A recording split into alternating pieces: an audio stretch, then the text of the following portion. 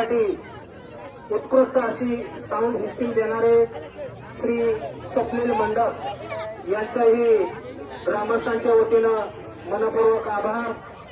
तसेच या सप्ताह सोहळ्यासाठी गेली 2 वर्ष झालं निमगाव केतकी यांच्याकडून अतिशय चविष्ट आणि रुचकर असा स्वयंपाक केला जातो। त्यांचाही ग्रामस्थांच्या वतीनं मनपूर्वक आभार।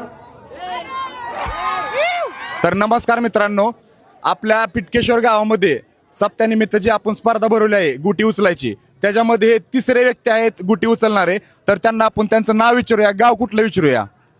ऋषिकेश मारुती शेळके, रणगाव साळुंकी वस्ती।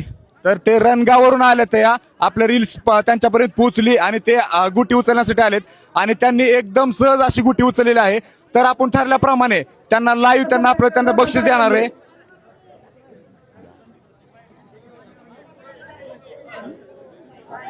त्यांना आपण ठरल्याप्रमाणे 1000 रुपये बक्षीस त्यांना लाईव्ह देणार आहे।